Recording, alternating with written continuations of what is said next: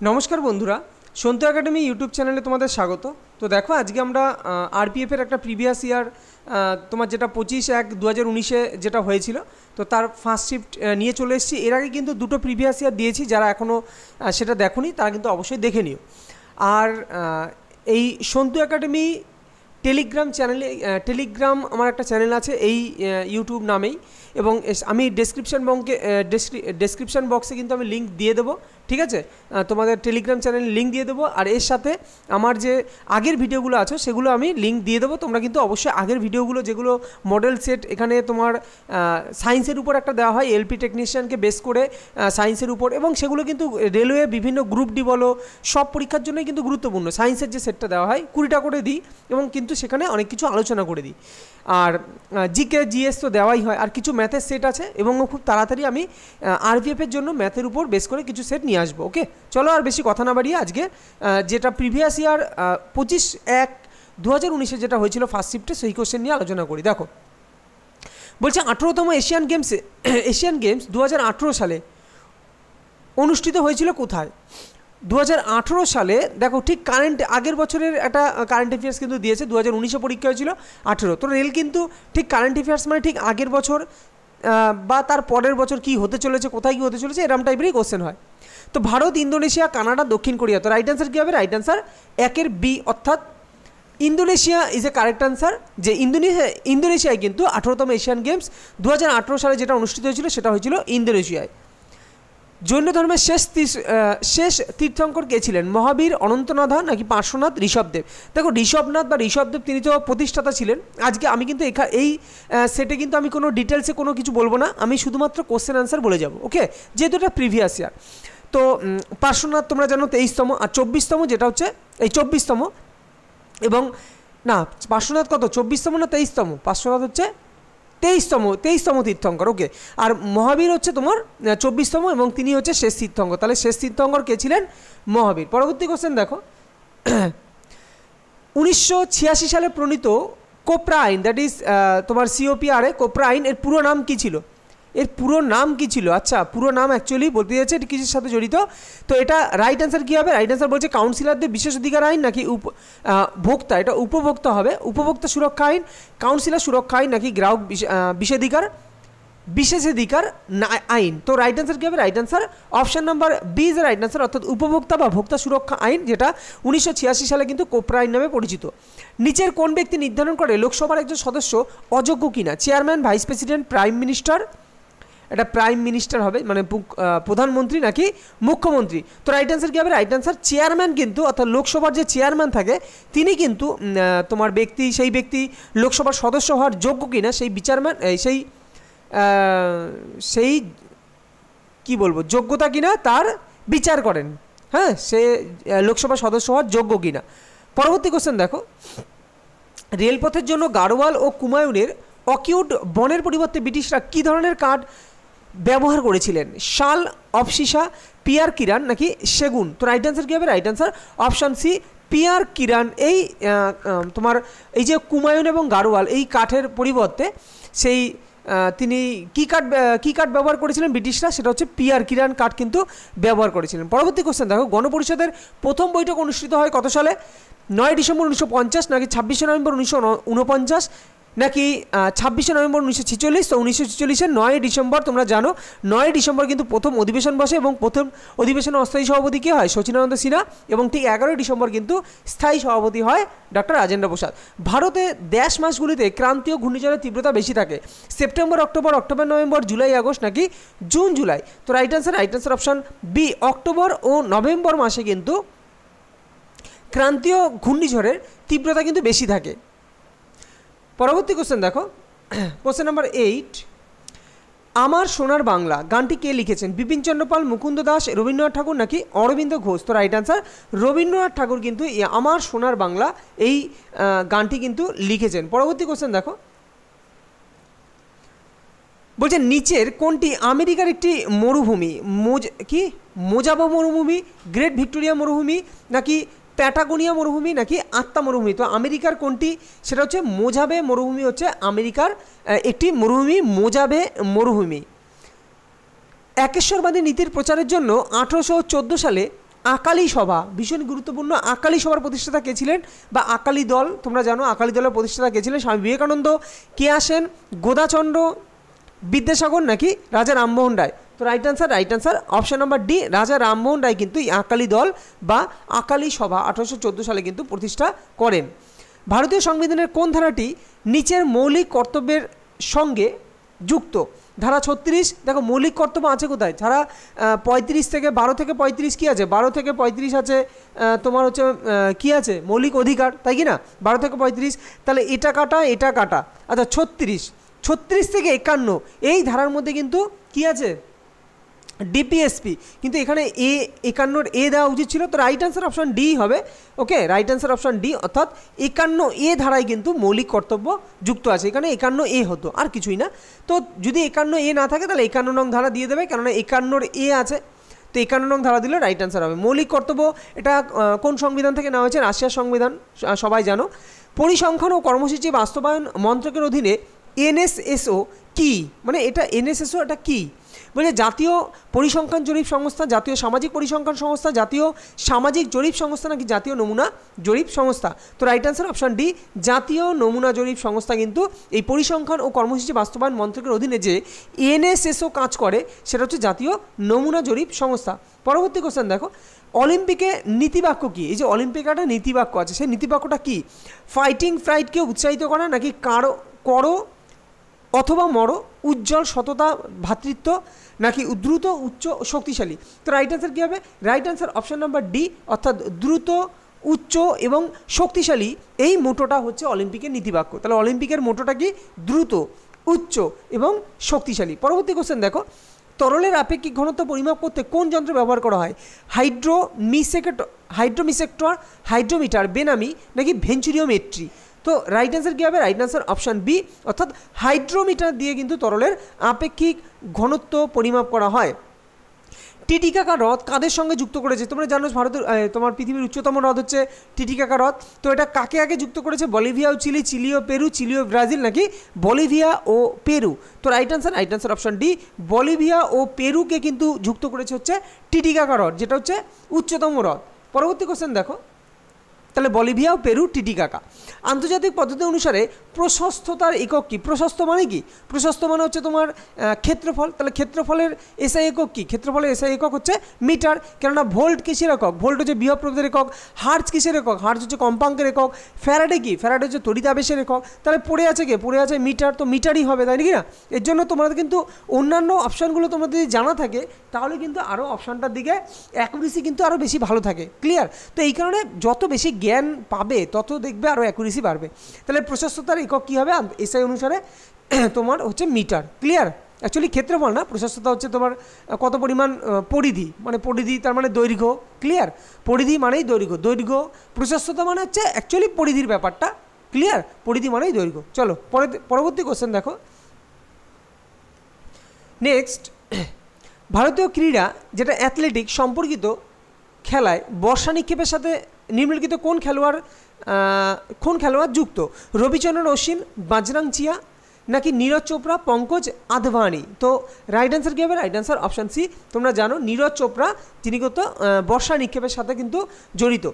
পরবর্তী কোশ্চেন দেখো, বিকিরণ পরিমাপ করতে কোন যন্ত্র ব্যবহার করা হয়?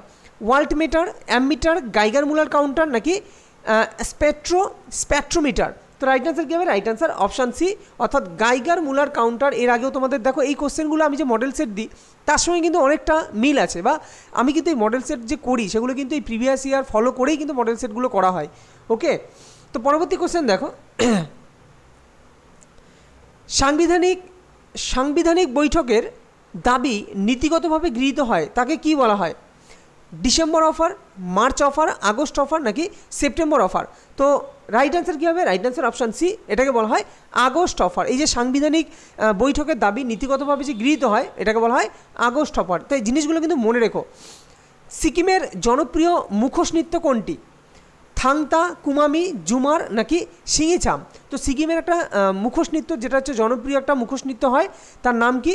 তার নাম হচ্ছে অপশান ডি, সিংহিছাম। সিংহিছাম হচ্ছে সিকিমের একটি জনপ্রিয় মুখোশ নৃত্য, খুব সহজেই মনে থাকবে। সিকিম তো সিংহি মুখোশ নৃত্য, তো সিংহিছাম। ওকে, সিংহিছাম হচ্ছে সিকিমের জনপ্রিয় মুখোশ নৃত্য। কোন রোগে ত্বকের রং, এটা হবে রঞ্জক, ওকে, ত্বকের একটা রঞ্জক সৃষ্টি হয়, কি বলছে, ফেনেল কাইটেনিং গুয়া, অ্যালবিনিজম, হেয়ার লিপ নাকি সিকেল সেল অ্যান্ড মিয়া? তো রাইট অ্যান্সার কী হবে? রাইট অ্যান্সার অপশান বি, এটা হচ্ছে অ্যালবিনিজম। ওকে, অ্যালবিনিজম এই রোগে কিন্তু ত্বকে একটা রঞ্জক সৃষ্টি হয়, অ্যালবিনিজম রোগে। রিজার্ভ ব্যাঙ্ক অফ ইন্ডিয়া প্রতিষ্ঠিত হয় কত সালে? 1858, 1909, 1935, 1919? তো সকলেই জানো আশা করি 1935 সালে কিন্তু রিজার্ভ ব্যাঙ্ক অফ ইন্ডিয়া প্রতিষ্ঠিত হয়। এবং জাতীয়করণ হয় কবে? তোমরা জানো জাতীয়করণ হয় 1949 সালের 1 জানুয়ারি, তাই কি না? 1949 সালের 1 জানুয়ারি। পরবর্তী কোশ্চেন দেখো, ঘাসের বৈজ্ঞানিক গবেষণাকে কী বলা হয়? ইথিওপিয়ান কৃষিবিদ্যা, পোমোলজি নাকি অস্টিওলজি? তো রাইট অ্যান্সার অপশান বি, এটাকে বলা হয় কৃষিবিদ্যা। ঘাসের বৈজ্ঞানিক গবেষণাকে বলা হয় কৃষিবিদ্যা।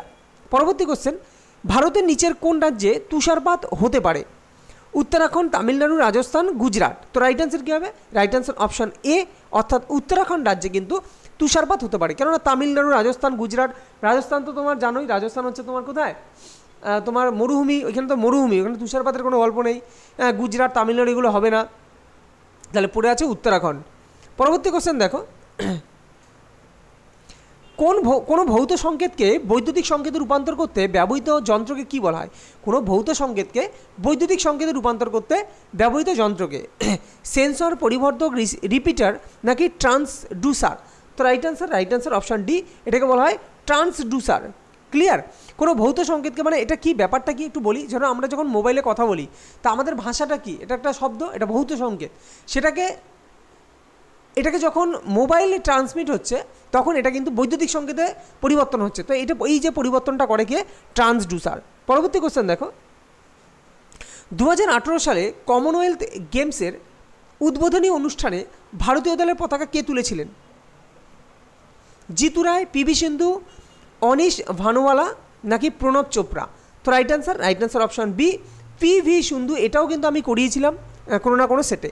তো 2018 সালে কমনওয়েলথ গেমসের উদ্বোধনী অনুষ্ঠানে যে ভারতীয় দলের পতাকা তুলেছিলেন তিনি হচ্ছেন পিভি সিন্ধু। ভারতীয় সংবিধানের পার্ট 2 এর সঙ্গে যুক্ত কে? নাগরিকত্ব, মৌলিক দায়িত্ব, নির্বাচন নাকি মৌলিক অধিকার? দেখো মৌলিক অধিকার তো পার্ট 3 তোমরা জানো। তারপর নির্বাচন, এটা তো আর্টিকেল অনেক দূরে, 324 নম্বর আর্টিকেলের দিকে চলে যাচ্ছে, বহুত দূর। মৌলিক দায়িত্ব, এটা তো মৌলিক দায়িত্ব বা কর্তব্য, এটা জানো 51A পার্ট 4। তাহলে পড়ে আছে কি? নাগরিকত্ব।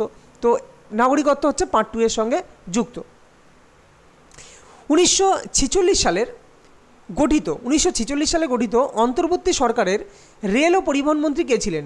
ওকে, যখন ভারত স্বাধীন হয় তখন যে সরকার গঠিত হয় 1947 সালে, যেটা যাই হোক 1946 সালে গঠিত বলেছে যে রেল পরিবহন মন্ত্রী কে ছিলেন? আচ্ছা, জন ম্যাথাউ, লিয়াকত আলী খান, জগজীবন রাম, তো আসাফ আলী। তো খুবই ইম্পর্টেন্ট খুবই ইম্পর্টেন্ট কোশ্চেন এবং খুবই সহজ কোশ্চেন। এই কোশ্চেনটা বারবার কিন্তু রেলে দেয়। জন ম্যাথিউ কিন্তু 1947 সালে যে অন্তর্বর্তী সরকার ছিল তার রেল ও পরিবহন মন্ত্রী ছিলেন জন ম্যাথিউ। আচ্ছা, উনি জন ম্যাথিউ ছিলেন, একটুখানি কনফিউশন লাগছে, সরি। এর রাইট অ্যান্সার অ্যাকচুয়ালি জন ম্যাথিউ না, এর রাইট অ্যান্সার হবে আসাফ আলী। ক্লিয়ার? ওকে, তাহলে 1946 সালে যে অন্তর্বর্তী সরকার গঠিত হয়েছিল তখন রেল ও পরিবহন মন্ত্রী কে ছিলেন? সেটা হচ্ছে Asaf Ali. This is not a right answer. Okay, Asaf Ali is a right answer. দেখো পরবর্তী কোশ্চেন দেখো, বলছে স্বামী বিবেকানন্দ কবে ধর্ম সংসদে অংশগ্রহণ করেন? 1980, 1902, 1898 নাকি 1893, যেটা আমেরিকার শিকাগো শহরে হয়েছিল, তোমরা জানো শিকাগো শহরে। সেখানে ধর্ম সংসদে অংশগ্রহণ করেন স্বামী বিবেকানন্দ কত সালে? তো রাইট অ্যান্সার হবে অপশান ডি, 1893, 1893 সালে কিন্তু তিনি ধর্ম সংসদে অংশগ্রহণ করেন। 1972 সালে গ্রীষ্মকালীন অলিম্পিক গেমসে অনুষ্ঠিত হয়েছিল কোথায়? গ্রীষ্মকালীন অলিম্পিক গেমস এটা অনুষ্ঠিত হয়েছিল কোথায়? 1972 সালে বলেছে Delhi, London, new York, Munich. তো রাইট অ্যান্সার কী হবে? রাইট অ্যান্সার অপশান ডি, সেটা কিন্তু অনুষ্ঠিত হয়েছিল মিউনিকে। ওকে, মিউনিকে 1972 সালে যে গ্রীষ্মকালীন অলিম্পিক গেমস অনুষ্ঠিত হয়েছিল সেটা হচ্ছে মিউনিক। আচ্ছা, তোমরা বলো তো মিউনিকটা কোথায়? এটা কমেন্টে জানিও তো মিউনিক কোথায় আছে। পরবর্তী কোশ্চেন দেখো, টাংস্টেন এটা কোনটির প্রতীক? মানে নিচের কোনটার প্রতীক হচ্ছে টাংস্টেন? তো এটা মনে রাখো টিএন বলে কোনো প্রতীক নেই, টিইউ, টিজি। এই যেহেতু টাংস্টেন দিয়েছে তাই এইসব দিয়েছে, টিএন, টিইউ, টিজি, তো না জানলে কেউ পারবে না, এটা কিন্তু ডব্লু। হ্যাঁ, ডব্লুই থেকেই কিন্তু ডব্লুটাই হচ্ছে টাংস্টেনের প্রতীক। যেই টাংস্টেন কাজে লাগে কোথায়? যেই টাংস্টেন দিয়ে তোমার হচ্ছে ওই বাল্বের যে ফিলামেন্ট সেটা হচ্ছে টাংস্টেন দিয়ে তৈরি। পরবর্তী কোশ্চেন দেখো, নিচের কোন জাতীয় উদ্যান আসামে অবস্থিত? Jim Corbett, Manas, Namdapha, silent valley national park. তো আসামে অবস্থিত, তো রাইট অ্যান্সার কী হবে? Right answer option B, Jim. ও হ্যাঁ, ঠিকই, কেননা জিম করবেট তো উত্তরাখণ্ডে অবস্থিত। ওকে, চলো তাহলে মানস জাতীয় উদ্যান যেটা হচ্ছে আসামে অবস্থিত। কোন খাতে সরকার বেশিরভাগ সম্পত্তির মালিক এবং সমস্ত পরিষেবা প্রদান করে? কোন খাতে সরকার বেশিরভাগ সম্পত্তির মালিক এবং সমস্ত পরিষেবা প্রদান করে? সরাসরি বিদেশি বিনিয়োগ, বেসরকারি খাত, সরকারি বেসরকারি অংশীদারিত্ব নাকি পাবলিক সেক্টর? কোশ্চেনটা কি বলেছে? কোন খাতে সরকার বেশিরভাগ সম্পত্তির মালিক ও সমস্ত পরিষেবা প্রদান করে? তো রাইট অ্যান্সার কী হবে? রাইট অ্যান্সার অপশান ডি, অর্থাৎ পাবলিক সেক্টর খাতে কিন্তু সরকার বেশিরভাগ কিন্তু সম্পত্তির মালিক ও সমস্ত পরিষেবা কিন্তু প্রদান করে। বিশ্বের সবচেয়ে বেশি বক্সাইট উৎপাদনকারী দেশ কোনটি? Austria, Brazil, Bharat, Chile. তো রাইট অ্যান্সার কী হবে? Right answer option number A, অর্থাৎ অস্ট্রিয়া। ভিয়েনার যে অস্ট্রিয়া কোথাকার? ভিয়েনার, সরি অস্ট্রিয়া হচ্ছে দেশ, অস্ট্রিয়ার রাজধানী হচ্ছে ভিয়েনা। সেখানে ভিয়েনায় তোমরা জানো ওপেক আছে, তাই কি না? ওকে, তাহলে বিশ্বের সবচেয়ে বেশি বক্সাইট উৎপাদনকারী দেশ কোনটি? সেটি হচ্ছে অস্ট্রিয়া। পরবর্তী কোশ্চেন দেখো, নেক্সট, নিচের কোনটিকে ভোল্টাইক সেল বলা হয়? Clark cell, electrolytic cell, ionic cell নাকি গ্যালভানিক কোষ বা গ্যালভানিক সেল? তো ভোল্টাইক সেল কোনটিকে বলা হয়? ভীষণই গুরুত্বপূর্ণ, কিন্তু এটা সায়েন্সের একটা কোশ্চেন, ভীষণ গুরুত্বপূর্ণ কোশ্চেন। তো ভোল্টাইক সেল বলা হয় অপশান ডি, অর্থাৎ গ্যালভানিক সেল বা গ্যালভানিক কোষকে বলা হয় ভোল্টাইক সেল। আয়তনে দক্ষিণ আমেরিকার বৃহত্তম দেশ কোনটি? Argentina, Brazil, Chile, Venezuela. তো দক্ষিণ আমেরিকার বৃহত্তম দেশ বলেছে, দক্ষিণ আমেরিকার বৃহত্তম দেশ আয়তনের দিক দিয়ে কোনটা? সেটা তো অপশান বি, ব্রাজিল হচ্ছে কিন্তু দক্ষিণ আমেরিকার বৃহত্তম দেশ হচ্ছে ব্রাজিল। পরবর্তী কোশ্চেন, বিখ্যাত সাঁচি স্তূপ কোথায় অবস্থিত? মহারাষ্ট্র, মধ্যপ্রদেশ, বিহার, উত্তরপ্রদেশ। তো সাঁচি স্তূপ কোথায় আছে? বিখ্যাত যে সাঁচি স্তূপ সেটা আছে কিন্তু মধ্যপ্রদেশের সাঁচি স্তূপ, যেটা মধ্যপ্রদেশে আছে। পরবর্তী কোশ্চেন দেখো, নিচের কোন নদীটি গঙ্গার একটি বড় উপনদী? সোন, ঘরঘরা, গসিপ নাকি কোকা? তো গঙ্গার সবচেয়ে বড় উপনদী সেটা কোনটি? সেটা হচ্ছে সোন। সোন কিন্তু গঙ্গার সবচেয়ে কি বড় উপনদী এদের মধ্যে। ক্লিয়ার? এদের মধ্যে সোন কিন্তু গঙ্গার সবচেয়ে বড় উপনদী। মাঝে মাঝে দাগ বুঝছে না কেন? ওকে, পরবর্তী কোশ্চেন দেখো, বলছে ফিলাম কোলেন্ট্রেটসের আধুনিক নাম কি? নিটারিয়া, নিমাটোডা, অ্যানেলিডা, প্লাটিহেলমিনথ। তো তোমরা জানো এগুলো এক একটা, তোমরা জানো পর্ব, হ্যাঁ, করডাটা, অকর্ডাটা, এই যে তারপরে নিমাটোডা, হ্যাঁ, তোমার নিটারিয়া, অ্যানেলিডা, প্লাটিহেলমিনথিস, এগুলো এক একটা কিন্তু পর্বের এক একটা, তো পর্বের উদাহরণ। তাহলে ফিলাম কোলেন্ট্রেটসের এর আধুনিক নাম কি? এর আধুনিক নাম কিন্তু অপশান এ, নিটারিয়া। তাহলে দেখো কোন লেভেলের কোশ্চেন হয়। হ্যাঁ, তো এগুলো কিন্তু সমস্ত কিছু জানতে হবে এবং আস্তে আস্তে আমি সায়েন্সের সেটের মাধ্যমে কিন্তু এগুলো কমপ্লিট করাবো। তো নিটারিয়ার আর এক নাম হচ্ছে, আগের নাম ছিল ফিলাম কোলেন্ট্রেটস। পরবর্তী কোশ্চেন দেখো, পণ্যের উপর আর্টিকেল খরচ সম্পর্কিত এমআরপি এর পুরো নাম কি? যে এমআরপি লেখা থাকে তার পুরো নাম কি? ন্যূনতম খুচরো মূল্য, সর্বোচ্চ খুচরো মূল্য নাকি ন্যূনতম পরিসরের মান নাকি সর্বোচ্চ পরিসরের মান? তো রাইট অ্যান্সার কী হবে? রাইট অ্যান্সার অপশান বি, অর্থাৎ সর্বোচ্চ খুচরো মূল্য যেটা হচ্ছে এমআরপি লেখা থাকে, এর উপরে কিন্তু কেউ দাম নিতে পারবে না।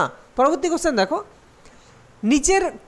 নিচের মধ্যে কোন খেলাটি রোহন বেপান্নার সাথে যুক্ত?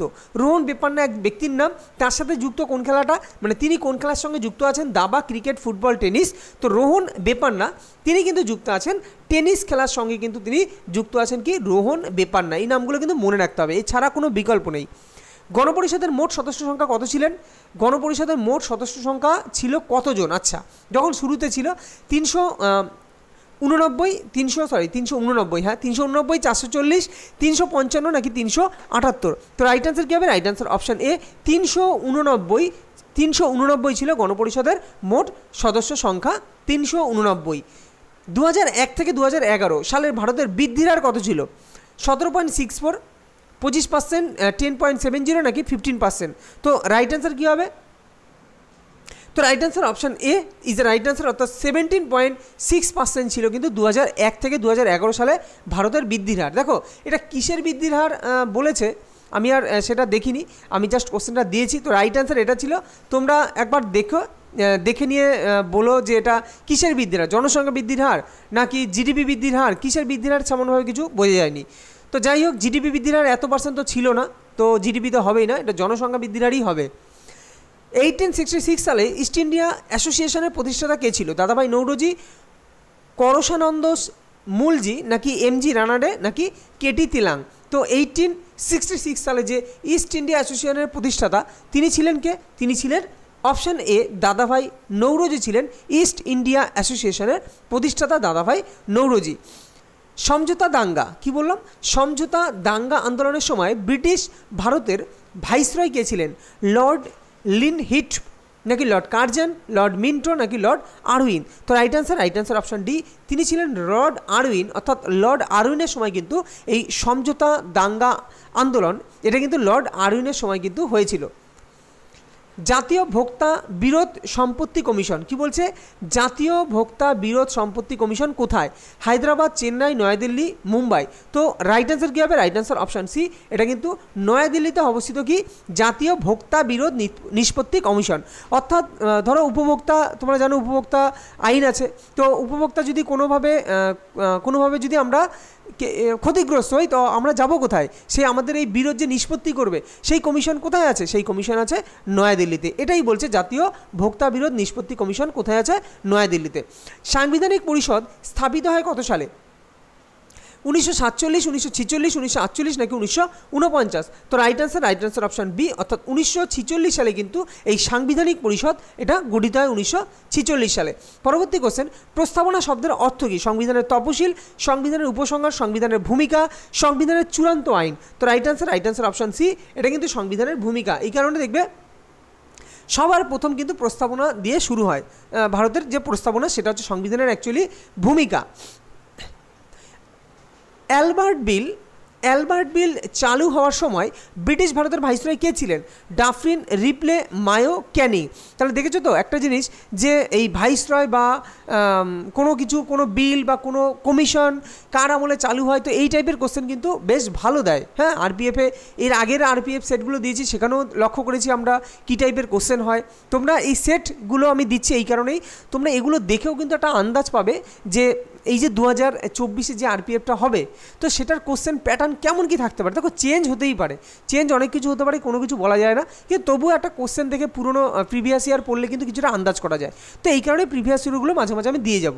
তো অ্যালবার্ট বিল চালু হওয়ার সময়, অ্যালবার্ট বিল যে চালু হয়েছিল তো সেই সময় ভারতের যে ভাইসরয় ছিলেন, ব্রিটিশ ভারতের ভাইসরয় ছিলেন, তিনি কে ছিলেন? তিনি কিন্তু অপশান বি, অর্থাৎ রিপ্লে কিন্তু অ্যালবার্ট বিল মনে রাখবে কি করে? দেখো ঠিক পড়বে এরকম, অ্যালবার্ট বিল, রিপ্লে, আমিনি কমিশন অমুক, তারপরে তোমার ধরো এই সমঝোতা আন্দোলন অমুক, এরকমভাবে কিন্তু জাস্ট নামটার সঙ্গে ভাইসরয়ের নামটা মনে রাখবে, তাই হবে।